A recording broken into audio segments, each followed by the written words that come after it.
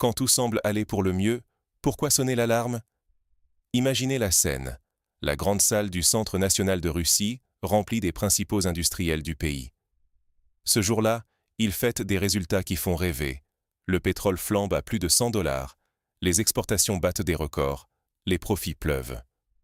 À première vue, tout le monde s'attend à des félicitations, des tapes dans le dos, peut-être même des annonces de bonus. C'est le moment où, normalement, on souffle, on se détend, on célèbre la réussite. Mais non. Vladimir Poutine monte sur scène. Et au lieu de distribuer des louanges, il lance un avertissement glaçant, devant toutes les caméras, devant tous les décideurs du pays. Sa phrase clé tombe, implacable. Ne dilapidez pas. En russe, ne proedait. Pas question de tout dépenser, ni de profiter de cette manne inespérée. Il insiste. Ne cédez pas à la tentation. N'investissez pas à outrance. Ne vous précipitez pas pour récolter les fruits du hasard. Ce n'est pas un simple appel à la prudence. Ce n'est pas non plus la posture habituelle du chef d'État soucieux de paraître sage. Non, cette mise en garde, prononcée publiquement, devant l'élite économique, c'est un signal fort, presque inédit. D'habitude, ces discussions se tiennent à huis clos, entre quatre murs. Là, Poutine veut que tout le monde entende. Il ne s'adresse pas seulement aux chefs d'entreprise, mais à tout le pays. Pourquoi? Parce qu'il sait que derrière ces gains se cachent des risques immenses. L'histoire récente l'a prouvé. En 2008, beaucoup ont cru à la fête perpétuelle et se sont retrouvés ruinés du jour au lendemain. Aujourd'hui, mal interpréter ce message, ce serait courir le risque de perdre des milliards, de voir la compétitivité et la stabilité du pays s'évaporer, ou pire encore, de tomber dans une dépendance encore plus grande vis-à-vis de l'État. Alors, pourquoi cet avertissement? Pourquoi maintenant, alors que tout semble sourire à la Russie? Pour le comprendre, il faut d'abord revenir à la source de cette richesse soudaine et à ses dangers. D'où viennent vraiment ces milliards soudains? La réponse n'a rien d'un secret industriel. Ces profits exceptionnels, qui font briller les yeux des exportateurs russes depuis plusieurs mois, ne sont pas le fruit d'une révolution dans les usines ou d'une percée technologique spectaculaire. Non, ils viennent d'un hasard dangereux, d'une tempête géopolitique mondiale dont la Russie profite parce que, cette fois, elle se trouve du bon côté de la barrière. Regardez le détroit d'Ormuz. À première vue, c'est juste un passage maritime, mais il concentre près de 20% du commerce pétrolier mondial. Quand la tension monte au Moyen-Orient, quand ce détroit devient incertain, les marchés paniquent. Les prix du pétrole s'envolent, les traders se ruent sur les contrats à terme, et soudain, les pays producteurs hors zone de conflit, comme la Russie, voient pleuvoir les recettes. C'est simple. Pendant que d'autres sont en crise, la Russie encaisse. Mais soyons clairs, ce n'est pas parce que l'économie russe aurait fait un bond en avant ou développé des gisements miraculeux. C'est parce qu'ailleurs, ça explose. Pour les entreprises russes, la tentation est immense. Cet afflux d'argent incite à investir massivement, à lancer de grands projets, à distribuer des dividendes records, à gonfler les effectifs, à s'offrir ce qu'on jugeait encore hors de portée. Beaucoup veulent croire à une nouvelle ère de prospérité, à une croissance structurelle qui garantirait le futur. Mais c'est là que le piège se referme, car ces milliards-là sont capricieux. Ils sont le reflet d'un monde instable, pas d'une réussite durable. Chaque dollar gagné au-dessus du prix prévu par le budget, c'est une manne dont personne ne sait combien de temps elle va durer. Et surtout, ces profits peuvent s'évaporer aussi brutalement qu'ils sont apparus. Ce qui est gagné sur une crise peut se perdre sur un retournement de situation. Il suffit que le détroit d'Ormuz se rouvre, que les marchés se calment, que l'équilibre mondial se réajuste, et la pluie d'or cesse instantanément. Confondre cette chance avec un succès structurel est risqué, non seulement pour les industriels, mais pour toute la société. Si l'on construit des plans sur ce sable mouvant, si l'on engage des dépenses fixes sur des recettes volatiles, le réveil peut être cruel. Un retournement brutal, et voilà des entreprises surendettées, des projets à l'arrêt, des salariés licenciés, une dépendance accrue envers l'État. L'histoire l'a prouvé. Mal interpréter un tel signal peut coûter très cher. Mais cette situation, la Russie l'a déjà vécue, et payé le prix fort. Que se passe-t-il quand la fête s'arrête brusquement? C'est la question que peu de dirigeants veulent affronter tant que les affaires tournent, tant que l'argent coule à flot. Pourtant, ceux qui ont vécu les crises russes des dernières décennies savent à quel point l'euphorie peut se transformer en cauchemar du jour au lendemain. Flashback, 2008. Le pétrole grimpe à 147 $ le baril. Pour la Russie, c'est un âge d'or. Les caisses débordent, les industriels multiplient les embauches, les projets pharaoniques se succèdent, la consommation explose. On dirait que la fête ne s'arrêtera jamais. Mais soudain, tout bascule. En l'espace de 6 mois, le pétrole s'effondre à 36 $. La manne disparaît. Les entreprises, qui venaient d'augmenter salaires et investissements, se retrouvent asphyxiées. Les banques, généreuses en crédit facile, découvrent des trous béants dans leurs comptes. On coupe les salaires, on licencie à la chaîne. Le chômage monte en flèche, les faillites s'enchaînent. Et l'État n'a d'autre choix que de voler au secours de ses champions nationaux au prix de milliards puisés dans le budget public. Ce n'est pas la première fois que la Russie fait face à ce scénario. 10 ans plus tôt, en 1998, la même dynamique s'était jouée. Profit facile, optimisme forcené, puis effondrement brutal. Les conséquences ? Inflation galopante, dégringolade du rouble, épargne envolée, entreprises ruinées. Ceux qui ont traversé ces tempêtes n'ont pas oublié la brutalité du réveil. Et Vladimir Poutine, lui, n'a rien oublié. En 2008, il était au cœur du dispositif, d'abord comme Premier ministre, puis en première ligne pour gérer les décombres. Il a vu de ses propres yeux les visages déconfits de ces industriels qui, quelques mois plus tôt, paradaient avec des résultats records et qui, soudain, suppliaient l'État de leur éviter la faillite.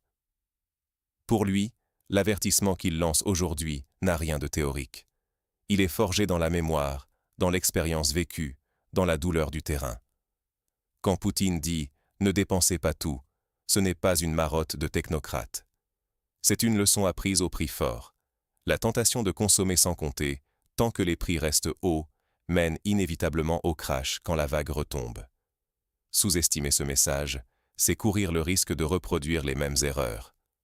Et cette fois, les enjeux sont peut-être encore plus grands. La Russie n'est pas seule à naviguer dans une mer agitée.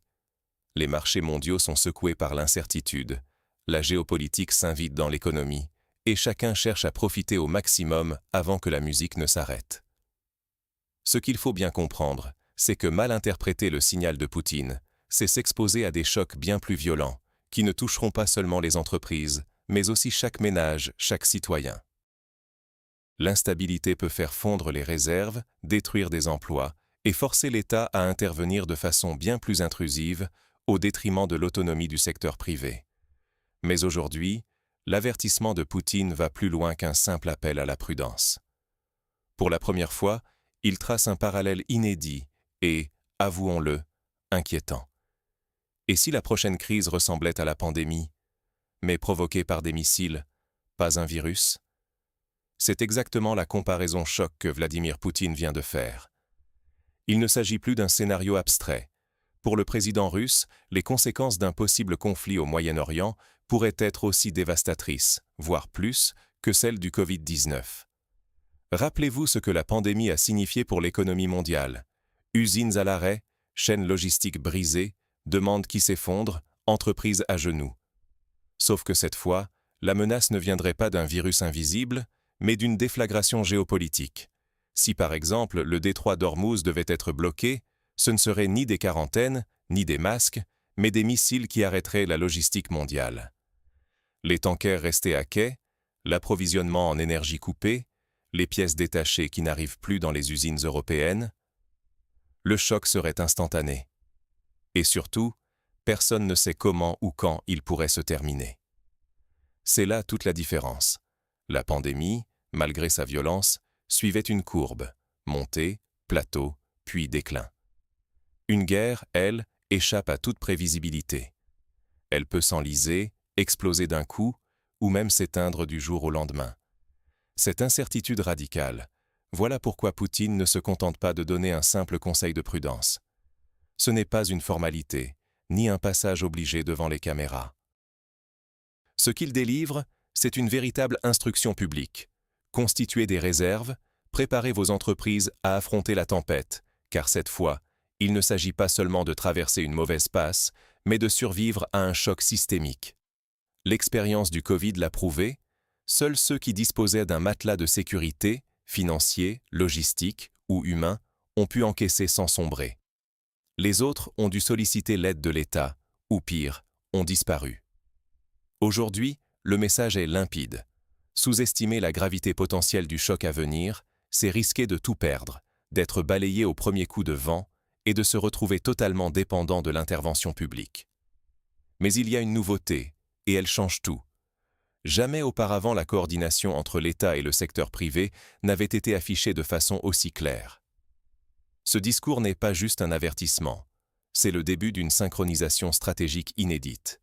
Et c'est ce que nous allons décortiquer maintenant. La Russie joue aux échecs pendant que ses concurrents paniquent. Pendant que l'Occident s'agite pour combler ses pénuries d'énergie et panse les plaies de ses industries, à Moscou, tout se passe dans le calme. Mais ce calme n'est pas de la passivité. C'est la concentration d'un joueur qui a déjà prévu ses prochains coups. Depuis 2017, l'État russe applique une règle budgétaire stricte. Tout revenu pétrolier supérieur au seuil fixé dans le budget part immédiatement dans un fonds de réserve, le fameux Fonds national de bien-être. Résultat, une poche de sécurité qui grossit année après année, prête à amortir les chocs quand ils viendront. C'est comme construire une digue solide pendant que le ciel semble encore bleu. Et maintenant, Poutine regarde les chefs d'entreprise droit dans les yeux et leur dit « Faites pareil. Ne dilapidez pas vos dividendes. Ne lancez pas d'expansion hasardeuse sous prétexte que la trésorerie est belle aujourd'hui.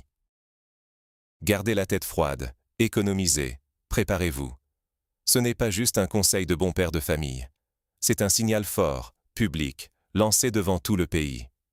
Et pour bien enfoncer le clou, le ministre des Finances, Anton Siluanov, monte lui aussi au créneau. Pas de nouveaux impôts annoncés, assure-t-il. L'État s'engage à serrer sa propre ceinture au lieu de charger le secteur privé. Mais en échange, il attend que les entreprises jouent le jeu. Transparence, discipline, et surtout, pas de fiesta sur les profits inattendus.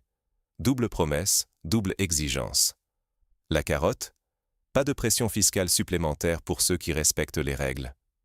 Le bâton, gare aux imprudents qui céderaient à la tentation du gain facile. Ce pacte, négocié en public, n'est pas une formalité. Il pose les nouvelles règles d'un partenariat inédit entre État et business. Chacun s'engage à la résilience, chacun accepte de limiter ses envies face à l'incertitude. Parce que ceux qui auront la patience de consolider leurs réserves, ceux qui sauront attendre, seront les mieux placés pour rafler la mise au prochain retournement de marché. Quand tout le monde vendra dans la panique, seuls ceux qui auront gardé des liquidités pourront acheter à bas prix, investir, gagner en influence. Ceux qui auront brûlé leur matelas de sécurité deviendront dépendants, fragiles, à la merci du moindre coup de vent. Mais ce dialogue n'est pas à sens unique. Les industriels acceptent le deal, mais posent une condition. Il faut une flexibilité numérique pour rester compétitif. Alexandre Chokhin, président du principal syndicat patronal, l'a dit devant Poutine. Les restrictions sur l'Internet mobile compliquent la vie des entreprises, pèsent sur la logistique et le management. Ce n'est pas une plainte ordinaire, mais un appel à l'équilibre. Donnez-nous la discipline financière, oui, mais aussi les outils pour être performants quand la tempête arrivera. Voilà la vraie stratégie de Poutine, une nation qui avance d'un seul pas, État et secteur privé associés dans la prudence, la discipline et la préparation. Le message est clair, la prochaine crise sera un test de résistance. Ceux qui auront respecté la consigne pourront transformer le choc en opportunité. Les autres s'exposeront à la perte de leur autonomie, voire à une prise de contrôle par l'État. Reste une question essentielle. Qui, des prudents ou des impatients, l'emportera dans cette partie? La patience paiera-t-elle? L'histoire jugera. Imaginez cette scène. Dans la salle, devant les plus grands industriels du pays, Poutine ne se contente pas de lancer un avertissement. Il pose les fondations d'une stratégie qui va bien au-delà de la prudence habituelle. Ce n'est pas une simple consigne de gestion de budget. C'est un véritable manuel de survie face aux incertitudes qui s'annoncent. Ceux qui sauront conserver leur coussin de sécurité pendant la tempête, ce sont eux qui achèteront les actifs à bas prix quand tout le monde paniquera. Ce sont eux qui gagneront la prochaine manche, pendant que d'autres compteront leurs pertes. Il ne s'agit pas de frilosité, mais d'un coup d'avance dans une partie d'échecs où la Russie avance pendant que ses concurrents hésitent encore sur leur prochain mouvement. Mais ce qui rend la situation vraiment intéressante, c'est qu'au même moment, un autre message, plus subtil, s'est infiltré dans la discussion. Alexandre Chokhin, le président du principal syndicat des industriels, a pris la parole. Il n'a pas protesté contre les sanctions, ni réclamé des privilèges.